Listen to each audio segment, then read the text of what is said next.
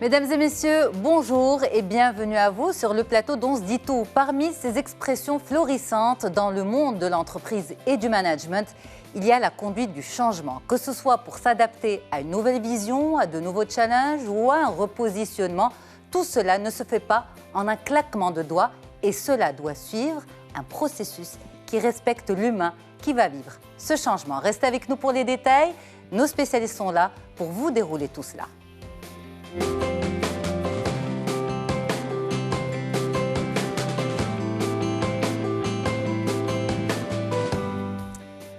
La conduite du changement, mode d'emploi, on en parle avec deux spécialistes. Madame Sbehi, bonjour. Bonjour. Merci d'être avec nous. Merci pour l'invitation.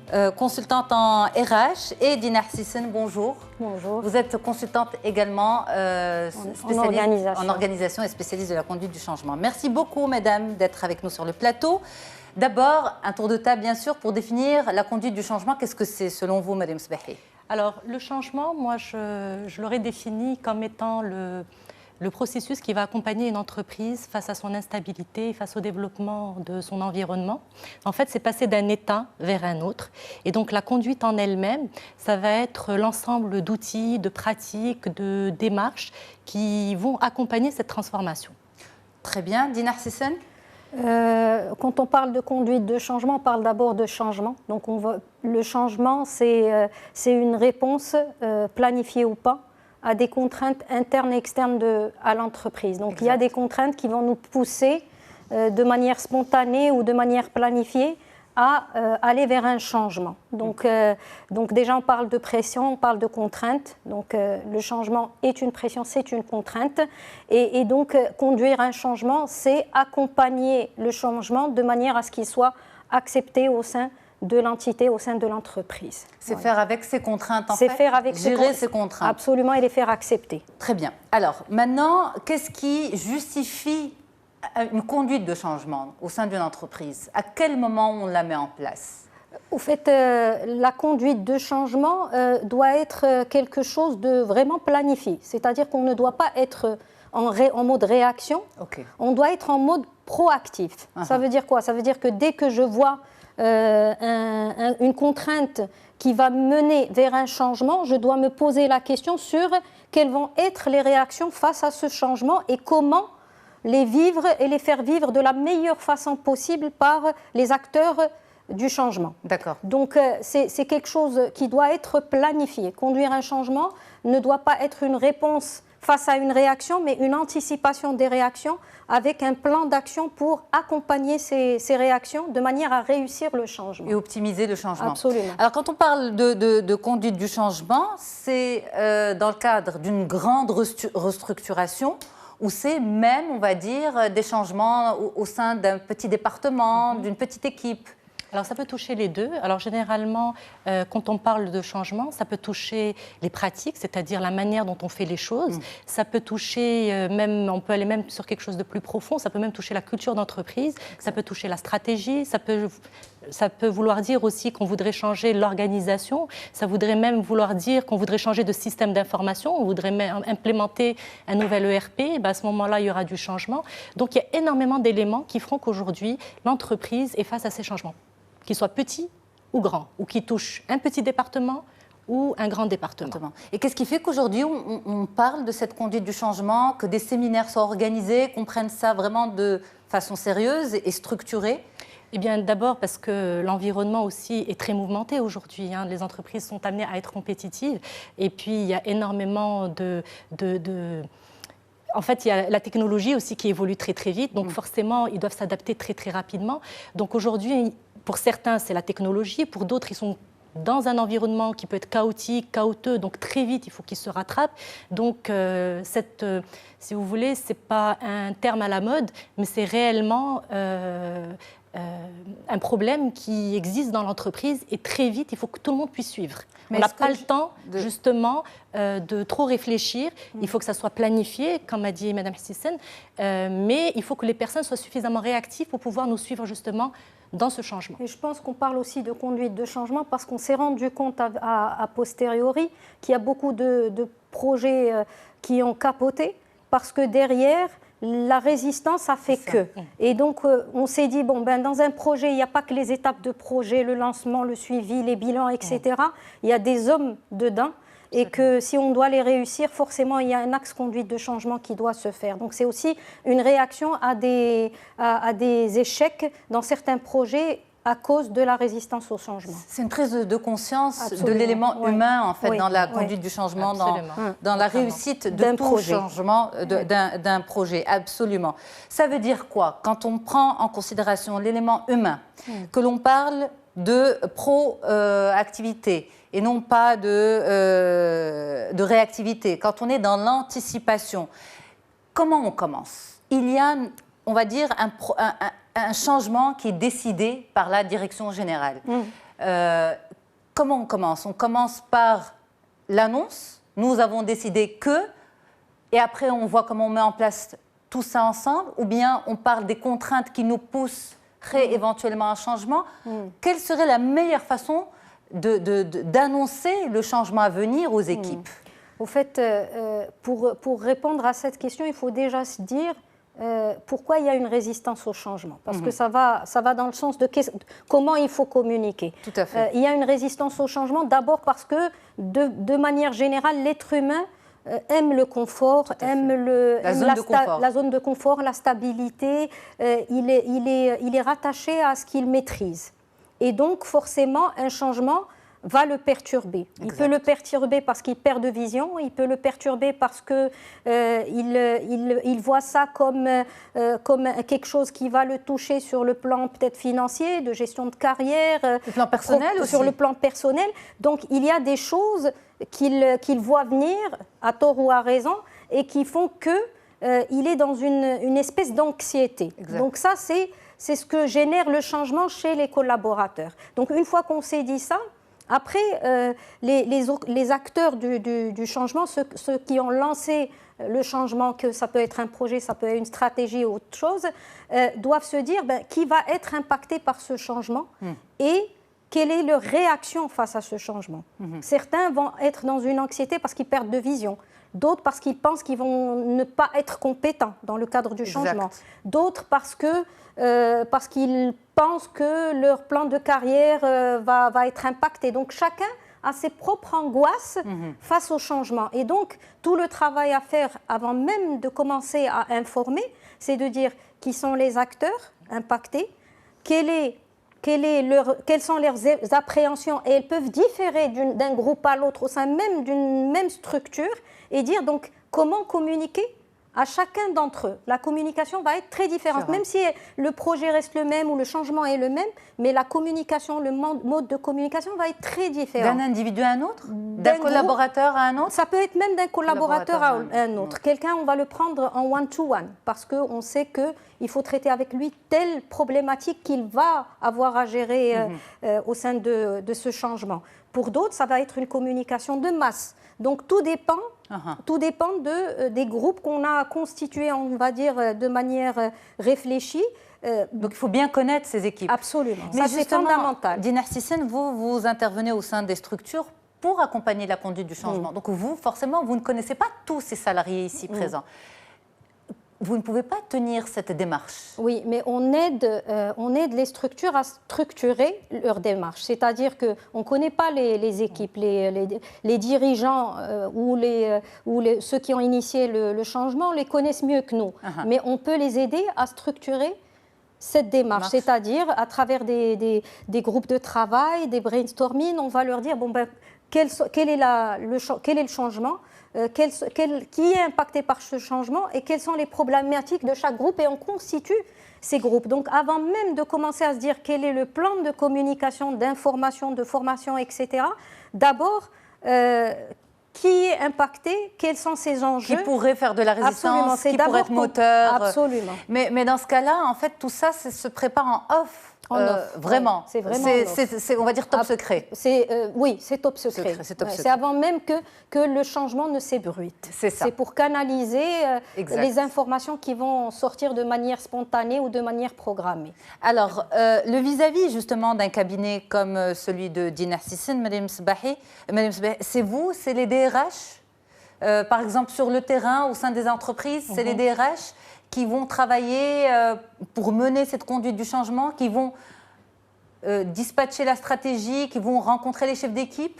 Alors, c'est des qui connaissent plus les salariés, pardon? Bien. Alors, les RH sont des acteurs importants dans la conduite du changement, mais ce ne sont pas les seuls acteurs. Les premiers acteurs sont les dirigeants d'abord, en tout cas ceux qui ont initié ce changement-là. D'accord. Après viennent les managers de niveau 1 aussi, qui sont des acteurs importants. Il y a les managers de niveau 2, niveau 3. Et le RH aussi fait partie de cet ensemble qui est aussi un acteur important qui doit pousser justement au changement et qui doit pousser à la réussite de ce changement-là. Donc juste pour répondre à votre question clairement, c'est un acteur principal. Voilà. Très bien. Il est un acteur dans le sens où il va structurer la démarche en termes de communication. Voilà, il ne faut pas qu'il y ait pas de formation, il ne faut pas qu'il y ait des messages qui se contredisent. Même si on va sur des manières d'informer différentes, il faut que toute l'information soit quand même homogène et va dans le même sens. Exactement. Mais si ça s'ébruite, avant même qu'il n'y ait une communication officielle, que la stratégie ne soit vraiment mise au point, vous, en tant que spécialiste RH, vous réagissez comment ? Si, par exemple, on vient vous en parler. Oui. Alors, il y a plusieurs types de réactions, d'accord ? Quand ça s'ébruite, alors on a des personnes qui sont un petit peu dans le déni. Ça tombe sur nous, pourquoi, comment, et bon, ils sont un petit peu étonnés de l'information. Alors, il y en a aussi qui vont développer de la tristesse. Ils ont le sentiment qu'il y a un sentiment d'injustice. Il y en a qui vont être déstabilisés. Il y en a qui vont manifester de la colère aussi. Il y en a bien entendu qui vont être dans l'acceptation, d'accord. Et puis il y en a qui auront un sentiment de peur, d'accord. Donc d'ailleurs, Madame Sissène l'a souligné tout à l'heure, il y a la perte d'autonomie, la perte de pouvoir, la perte de la rémunération, mais c'est toujours un sentiment, d'accord, où justement les gens vont être anxieux, vont être angoissés parce qu'ils n'ont pas réellement l'information exacte et puis ils ne connaissent pas véritablement quel est l'objectif de ce changement et l'enjeu de ce changement-là. Donc c'est de là où ils vont justement angoisser et mal vivre la chose. Et la rumeur enfle. Et la rumeur enfle, forcément, c'est un effet boule de neige. Et donc forcément, ça va déstabiliser. Et le danger de la rumeur, c'est quoi ? Eh bien, le danger de la rumeur, c'est que les gens soient démotivés, qu'ils se posent beaucoup de questions. Ça peut enfreindre d'emblée le processus de changement ? Bien entendu, ça peut même générer une dérive de la stratégie. D'accord. Parce qu'on a des résistants qui sont là et qu'il va falloir gérer.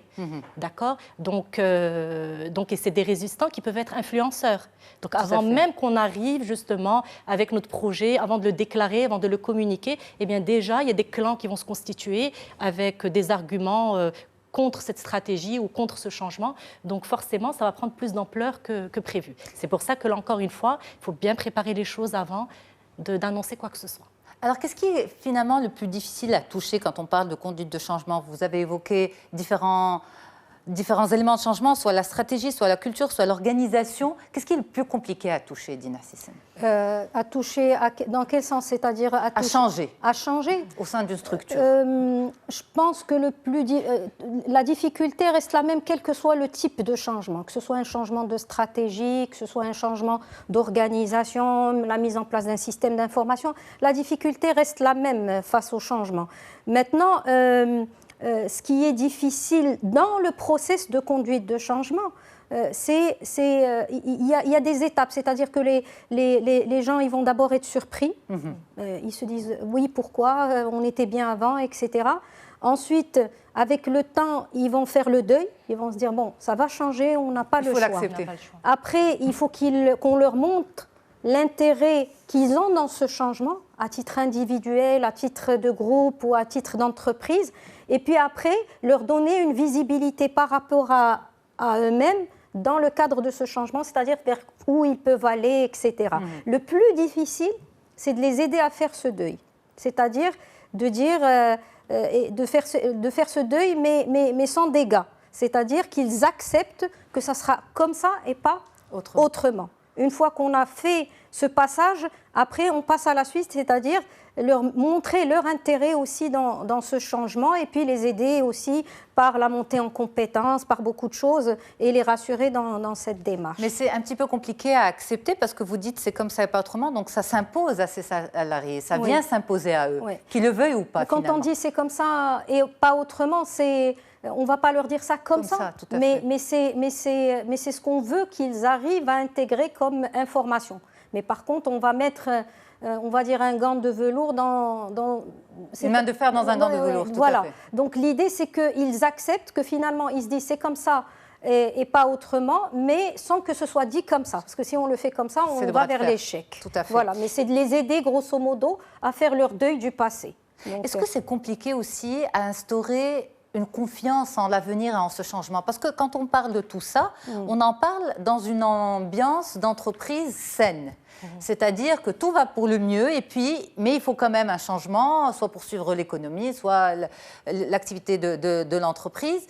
Et donc, en effet, c'est normal et c'est humain d'avoir certaines appréhensions, mais on va accompagner et puis les choses vont s'installer. Mais lorsque l'entreprise est déjà gangrénée de problématiques, à ce moment-là, c'est encore plus difficile, qu'il y a déjà pas mal de conflits d'intérêts, du burn-out. Toutes ces choses-là viennent mettre en péril encore plus ce changement. Est-ce qu'il faut d'abord assainir l'ambiance, assainir le lieu et ensuite conduire un changement, ou bien d'emblée, il faut tout prendre? Alors le changement peut être cet assainissement. Ouais. C'est-à-dire qu'il va falloir déjà qu'on définisse quel changement on voudrait produire dans cette entreprise. D'accord? Alors maintenant, c'est aussi une question d'urgence, une question de temps. Donc après, s'il y a plusieurs éléments à changer, il ne faut pas tout démarrer d'un seul coup. Okay. Il faut y aller étape par étape. Et bien entendu, quand c'est des sujets sensibles, où justement ça pourrait toucher plusieurs individus parce que déjà ils sont en conflit et que ça ne va pas trop dans l'entreprise, etc., eh bien là, il va falloir faire très attention. Encore une fois, il faut véritablement qu'il y ait un très bon travail en amont. C'est-à-dire qu'il faut bien diagnostiquer les choses, faire un état des lieux, voir quel est l'impact de ce changement, quels sont les objectifs, quels sont les enjeux. C'est cibler justement les personnes qui sont concernées par ce changement-là. Quels sont les éléments qu'on va leur apporter en matière d'arguments, parce qu'il va falloir faire des efforts par rapport à certains, d'accord, parce qu'on sait que déjà, c'est des personnes qui sont suffisamment sensibles dans l'entreprise et qu'il va falloir les sensibiliser beaucoup plus que d'autres. Donc tout ça, ça se réfléchit en amont. Et bien entendu, dans ce diagnostic, il va falloir aussi qualifier les risques, étape par étape, c'est-à-dire à l'annonce, quels sont les risques qu'on pourrait avoir. Et déjà, essayer de gérer ça en amont pour pouvoir surmonter au fur et à mesure. On parle beaucoup du capital humain dans cette conduite du changement parce que toutes les stratégies, on peut les poser, tous les matériels, eh bien, on peut investir et le ramener, mais pour que ça marche, il faut bien prendre en considération l'élément humain et la particularité, la faiblesse de chacun. On fait presque de l'accompagnement à la carte.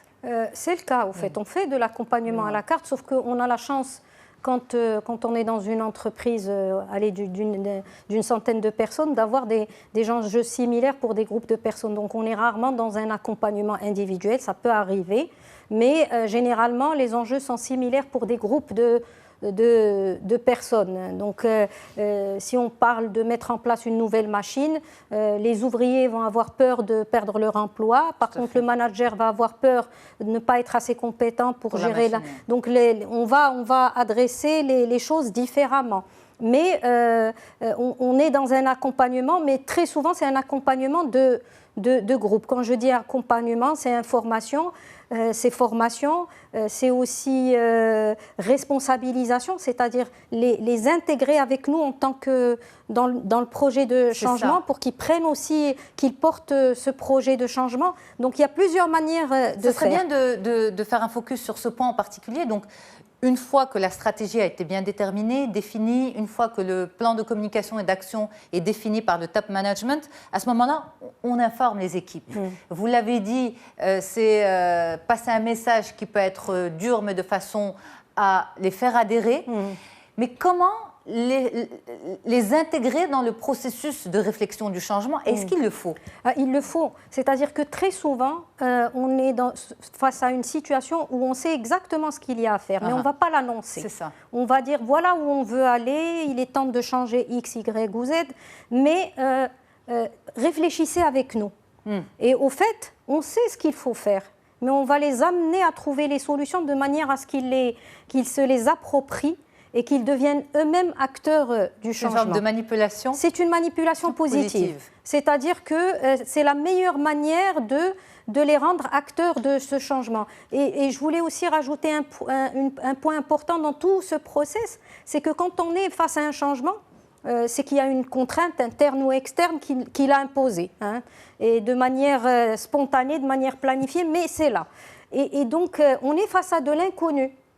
Il y a du potentiel, on voit de l'amélioration, mais c'est de l'inconnu. Et une donnée fondamentale pour la réussite du changement, c'est que ceux qui l'ont initié y croient. Parce que si je suis en train de dire, écoutez, on ne sait pas, mais on va essayer, et qu'on montre de l'incertitude, on va passer les mauvais messages. Donc, la condition de réussite numéro 1, au-delà de l'accompagnement individuel, en groupe, etc., c'est aussi que les porteurs du changement ou les initiateurs, même s'ils ont des doutes, on a toujours des doutes, qu'ils puissent dégager une certitude par rapport à la situation à venir. C'est fondamental. Donc, c'est un point essentiel pour la réussite du changement. Parce que ça va rassurer les autres. Absolument. Ça va rassurer les autres, exactement. Donc, en fait, cette histoire de changement, c'est d'abord un changement dans le comportement, parce que c'est un changement dans le quotidien de ces salariés. Et on l'a dit tout à l'heure, il va y avoir un moteur, il va y avoir un résistant et il va y avoir un hésitant. Une fois qu'on a échangé, une fois qu'on a expliqué l'intérêt et une fois que, on va dire, les discussions ont commencé pour faire adhérer ces gens et pour leur faire proposer la stratégie, il va toujours y avoir des résistants. Alors, comment on fait adhérer un résistant aussi? Est-ce qu'on le fait adhérer à travers le moteur? On fait du rentre-dedans? Alors, le résistant, il a besoin qu'on lui donne du sens à ce changement. D'abord et avant tout. Alors, pour donner du sens au changement, il va falloir, il va falloir beaucoup le sensibiliser. Moi, le rentre-dedans, je ne pense pas que ce soit la meilleure des choses. Il ne faut pas le négliger non plus. Il ne faut absolument pas le négliger, parce qu'il fait partie de l'équipe, donc il doit adhérer à un moment ou à un autre.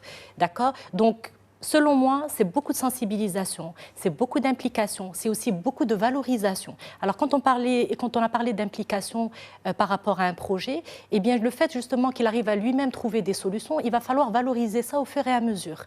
Et même une fois qu'il va peut-être démarrer le projet avec nous, peut-être que, comme ce qui a été dit précédemment, c'est qu'on n'a pas le choix et on est obligé de suivre. D'accord? Eh bien, à chaque étape passée, eh bien, il va falloir reconnaître son effort et le valoriser. C'est-à-dire que tout acte doit être positivé pour qu'il puisse aller de l'avant et qu'il puisse nous accompagner dans le reste. Mais ce résistant total, qu'est-ce qu'on fait? On fait du one-to-one avec lui surtout? On l'écoute d'abord. Parce que lui, il peut drainer avec lui les hésitants. Ouais. On l'écoute. Il faut vraiment l'écouter. C'est très important. Alors, tu disais tout à l'heure que les changements qu'on veut apporter, c'est des changements de comportement. C'est vrai. C'est vraiment vrai. Mais ce qu'on est en train de chercher, c'est un changement de perception de l'avenir. Tout à fait. C'est-à-dire que d'abord, il faut qu'on change les perceptions avant même de passer aux actes et aux actions et aux comportements. Surtout s'il y a eu déception avant. Surtout s'il y a eu des déceptions. Et ça, c'est l'historique. C'est-à-dire que ça fait partie de la préparation en amont. Quand on dit, par exemple, on veut mettre en place un système d'information, si on a déjà un historique où on a eu un échec, on ne se comporte pas de la même manière que si on commence dès le départ avec une nouvelle expérience, etc.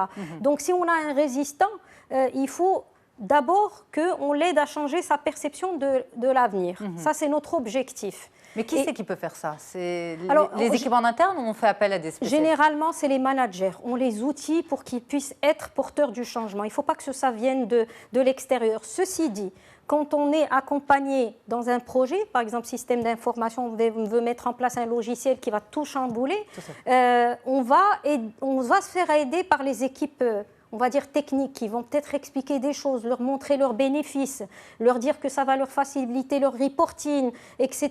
Parce qu'on ne veut pas être aussi... on ne veut pas imposer. On ne veut pas imposer. Est-ce que c'est surtout des problématiques de génération qu'on ne va plus voir, par exemple avec la génération Y ou encore Z, qui sont vraiment dans le changement, qui le vivent au quotidien, ce changement? Alors, c'est vrai qu'entre les générations X et Y et encore plus Z, la perception du changement est différente. C'est-à-dire que les générations X étaient des générations de stabilité. On avait peut-être un téléphone qui restait à la maison pendant 20 ans. Et c'était très normal. Aujourd'hui, le téléphone, c'est presque du jetable, pour ne prendre que ça en exemple. Donc, du coup, on est plus rapide à accepter le changement avec les nouvelles générations, voire même on est demandeur de changement. C'est des générations qui s'ennuient beaucoup. Donc on aura moins ces problématiques, effectivement. On va marquer une courte pause et on revient justement pour continuer cette discussion, sans oublier également notre interview santé. À tout de suite pour les détails. Allez, on reprend sur notre plateau d'On se dit tout cette question de la conduite du changement avec deux spécialistes de la question, Mariam Sbahi et Dina Hsissine. Merci beaucoup, mesdames, d'être avec nous. On accompagne justement ces entreprises qui ont besoin de mettre en place une conduite de changement pour différentes raisons, on l'a dit, stratégie, culture, organisation.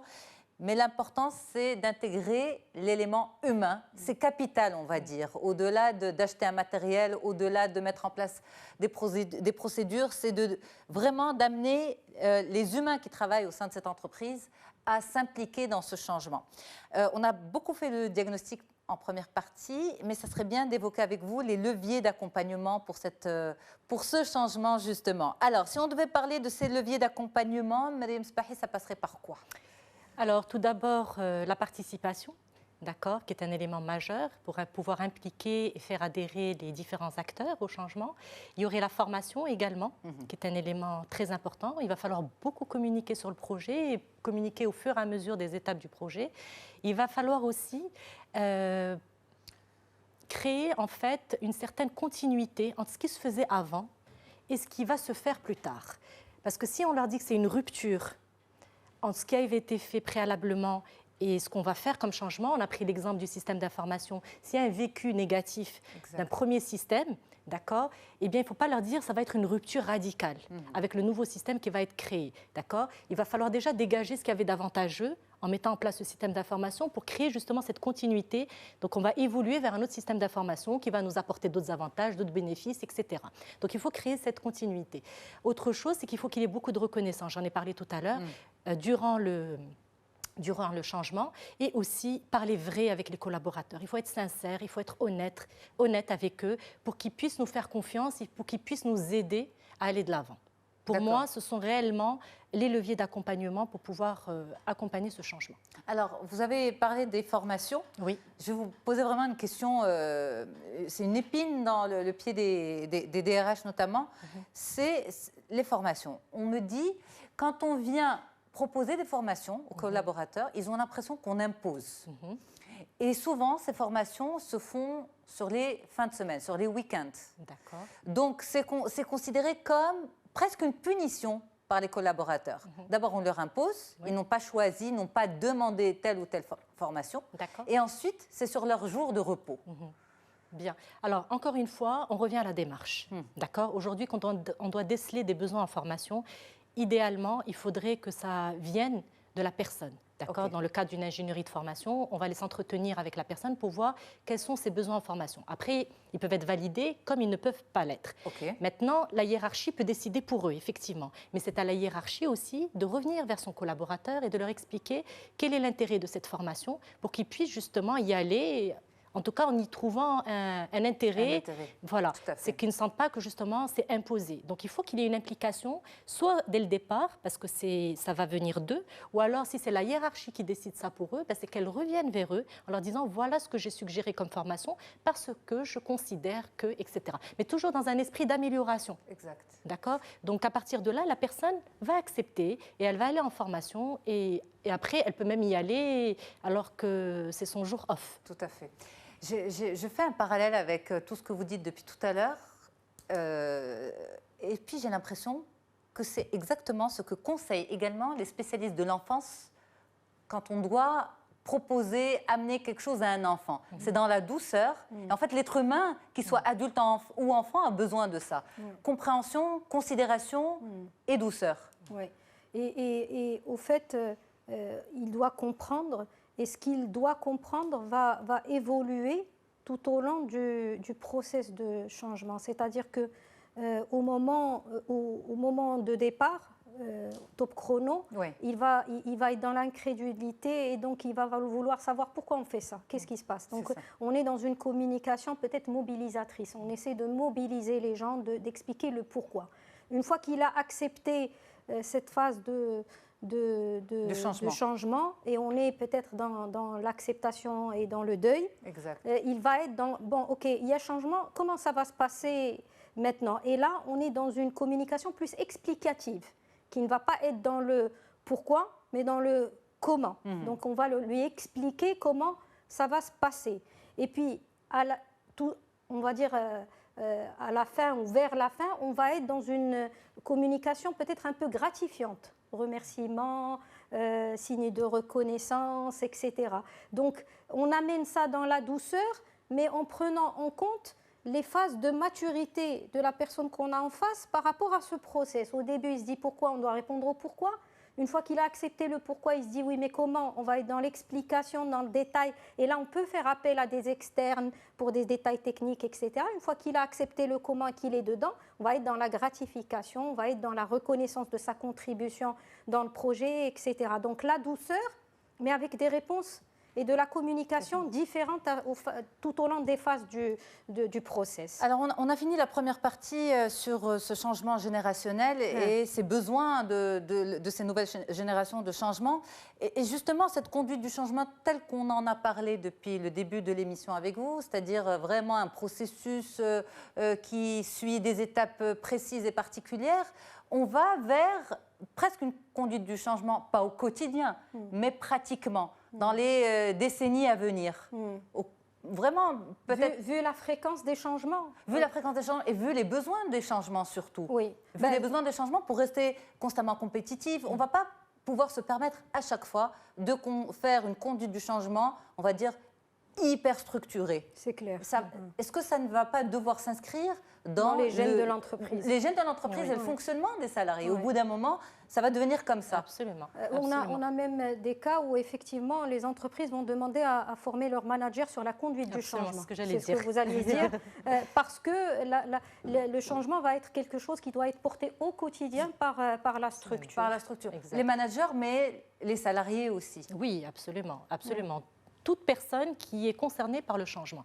Et donc aujourd'hui, de plus en plus, comme l'a bien souligné Mme Hissène, c'est qu'aujourd'hui, on les sensibilise sur la conduite du changement. Ce n'est plus une thématique lambda sur laquelle on va apporter un changement, mais sur la conduite du changement, comme quoi il faut être tout le temps réactif, qu'il faut être dans l'acceptation et que même ces managers qui ont une équipe, il faut qu'ils sachent gérer les différentes typologies de personnalités qu'ils ont parce qu'ils connaissent bien leurs équipes. Donc au bout d'un moment, ils savent celui qui va dire non, celui qui va peut-être accepter, celui qui va être hésitant ou sceptique, celui qui va être passif ou qui va être dans l'attentisme. Donc au bout d'un moment, ils deviennent plus ou moins rodés dans le sens où ils connaissent bien leurs équipes.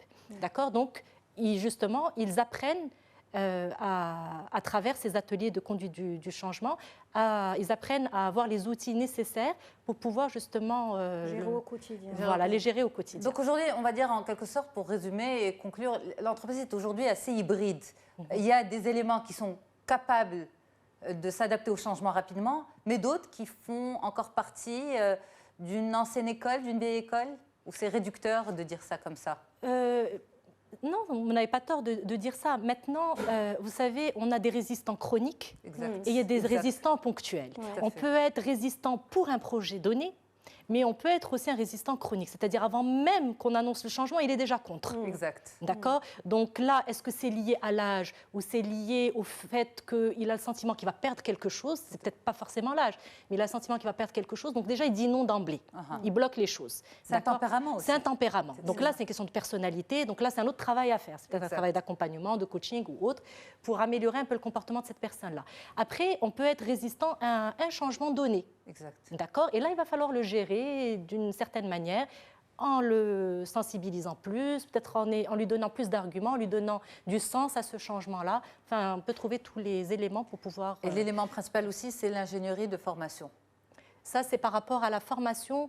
À l'accompagnement. À l'accompagnement, parce que justement, on va déceler des besoins en formation dans le cadre de ce changement-là. Et donc là, on va former les collaborateurs sur des actions bien précises. Et de là, le RH a une grande intervention aussi. Par exemple, si on prend le cas du système d'information, parce que c'est l'exemple qui revient le plus, et les entreprises aujourd'hui, justement, sont dans ce changement fréquent, eh bien, il peut justement, dans le cadre de ce changement-là, eh bien, fixer des formations techniques sur la manière dont on va utiliser cet outil, etc. Donc, il va planifier ces éléments-là. En tout cas, mesdames, j'espère que nous avons donné suffisamment d'éléments de réponse pour cette conduite du changement. Vous êtes satisfaite? Excellent. Vous avez donné tout ce que vous avez dans les tripes? Pour le moment, on verra après. Merci beaucoup, Mariam Sbahi et Dina Hsissine. C'était un plaisir d'échanger avec vous sur le plateau d'On se dit tout, mesdames. Moi, je reste avec les téléspectateurs. Je n'ai pas encore fini. On a un autre sujet. Nous allons parler santé dans quelques instants. Allez, on y va.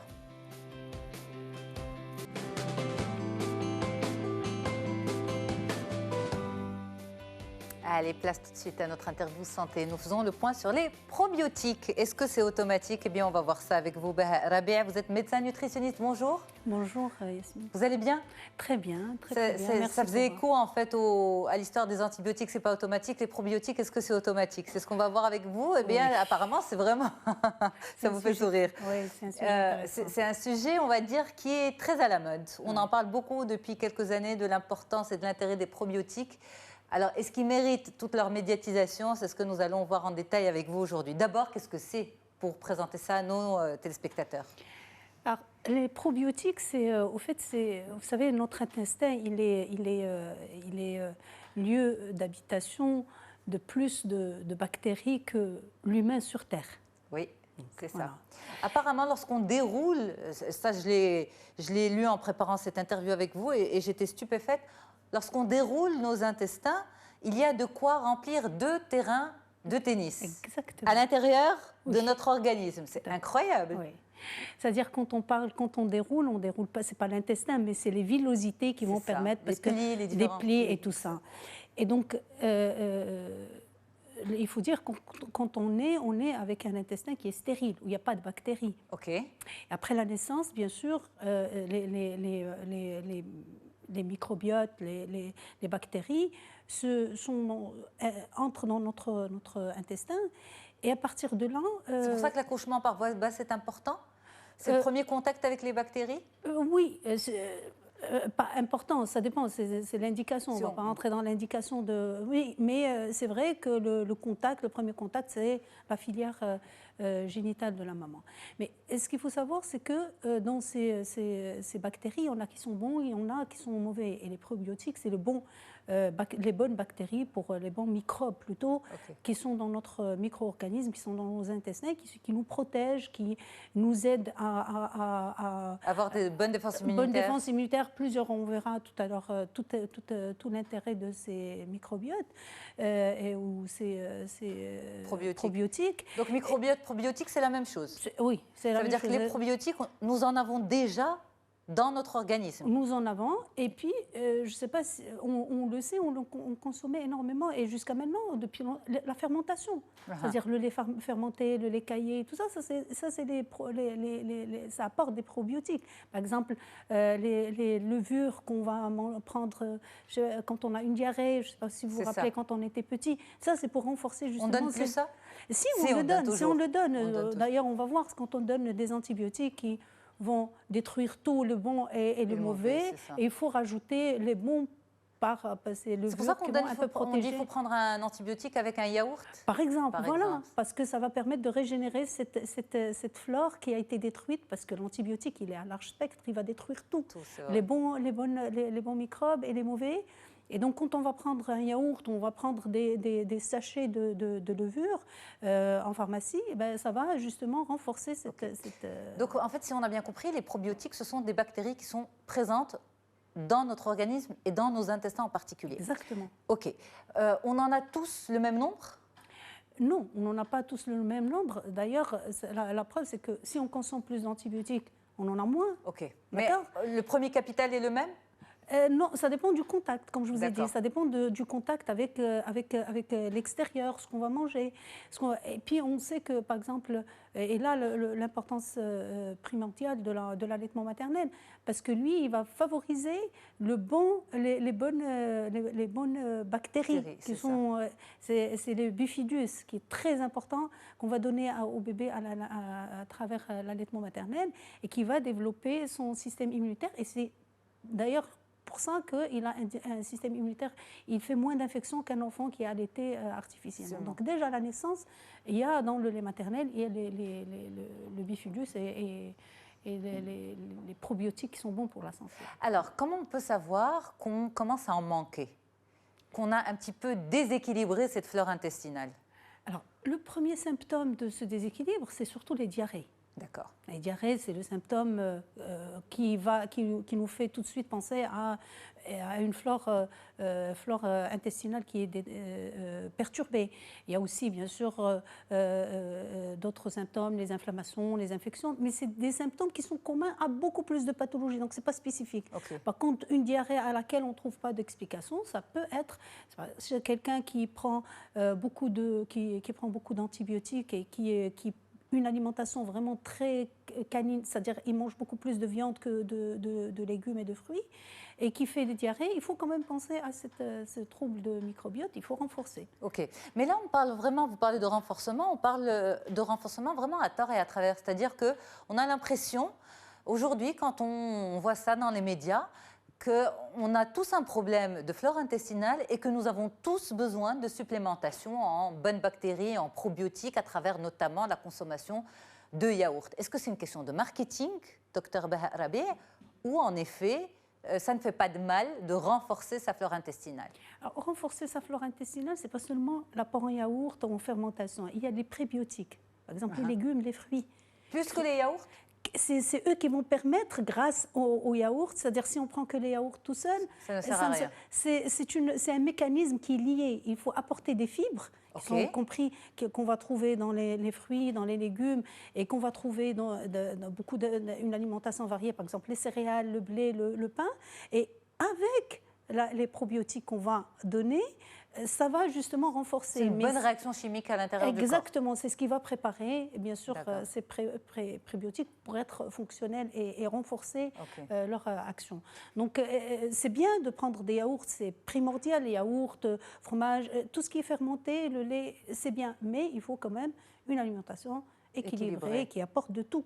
C'est la meilleure garantie pour ne pas manquer de rien. C'est ça. Maintenant, ce qui va favoriser, il faut se pencher surtout sur qu'est-ce qui fait que nous sommes en baisse de ces bonnes bactéries dans le corps. C'est surtout, il y a le stress, il y a l'alimentation très riche en sucre, l'alimentation très riche en gras. Et surtout l'usage des antibiotiques qui est de manière... On le sait maintenant, on va aller acheter des antibiotiques. On dénonce ça beaucoup sur ce plateau. Oui. L'usage, l'automédication, d'aller prendre des antibiotiques alors que pour un oui ou pour un non, ça détruit notre flore et c'est ce qui va entraîner après. On sait que ils interviennent dans l'obésité, dans la réduction, c'est-à-dire quand on a un bon microbiote, on va réduire le taux les infections, mais aussi on va réduire la prédisposition au diabète. D'accord. Et ça, c'est très intéressant. C'est-à-dire, si on renforce son système immunitaire intestinal par les probiotiques, on va réduire le risque de diabète, on va réduire même les effets du diabète, on va réduire le risque cardiovasculaire, on va réduire les infections, les inflammations. Parce que ça veut dire qu'on mange bien, en fait. On mange de bonnes choses. De bonnes choses et on protège notre intestin qui est la porte d'entrée de tout ce qui est nutriments. C'est-à-dire, c'est quoi la porte d'entrée de ce que... Il y a l'oxygène pour le poumon, il y a le poumon, il faut qu'il soit propre pour recevoir l'oxygène, et bien aussi les intestins doivent être capables de recevoir l'alimentation, et ça ne peut être qu'à travers une bonne alimentation qui va garantir. Et tomber malade régulièrement, est-ce que c'est aussi le signe que notre flore intestinale ne va pas bien? Tout à fait. Des infections à répétition, des grippes. Il y a plusieurs facteurs, mais parmi les facteurs les plus importants, c'est justement ça, c'est les grippes, les infections virales, la susceptibilité aux infections. C'est dû en grande partie à ce déséquilibre de la flore. parce que justement, on ne fait pas très attention à notre flore. Quand on parle de renforcer son système immunitaire, j'avais essayé d'en parler une fois avec un spécialiste, et en fait, on n'arrivait pas à localiser vraiment le système immunitaire au niveau du corps. C'est-à-dire, on sait où se trouve le cœur, où se trouvent les poumons, où se trouve le foie, etc. Mais le système immunitaire, c'est un petit peu quelque chose d'abstrait. Est-ce que le système immunitaire ne serait pas plutôt notre flore intestinale? Si, c'est justement notre flore intestinale, elle va stimuler l'apparition de ces gendarmes de la flore, du système immunitaire, parce que c'est le premier contact, c'est ce qu'on appelle les cellules T qui sont très fortes pour défendre le corps. Et bien, ces micro-organismes qui vont permettre de les stimuler et de les présenter et de les fabriquer. Et de les fabriquer en bonne quantité. Okay. Et c'est ça, c'est-à-dire sans beaucoup endommager l'état de santé. Parce que même les mauvaises bactéries vont stimuler, mais elles vont engendrer une réaction infectieuse importante. Alors que ces bactéries qui sont bonnes, elles vont stimuler le système immunitaire sans donner de signes infectieux qui sont de mauvais pronostics parfois. Alors, renforcer son système immunitaire, renforcer son système digestif aussi, passe bien sûr par une bonne alimentation, passe par la consommation de yaourt, mais pas seul. Ça passe bien sûr et avant tout par un bon équilibre alimentaire. C'est bien ça. Fruits, légumes, céréales et yaourt pour compléter les choses. Et non pas yaourt, petits fruits, petits légumes. Non, la ration de légumes, de fruits, de céréales, c'est la ration principale. Et c'est ça l'alimentation équilibrée. Voilà. Merci beaucoup, Rabea, de nous avoir vraiment simplifié, expliqué les probiotiques, leur importance, leur rôle et cette supplémentation, comment on peut la faire au quotidien. Merci beaucoup. Un plaisir de vous retrouver une prochaine fois sur notre plateau d'Onzito, et bien sûr que l'on peut retrouver dans son intégralité cette émission sur notre site medientv.com. Au revoir et à bientôt.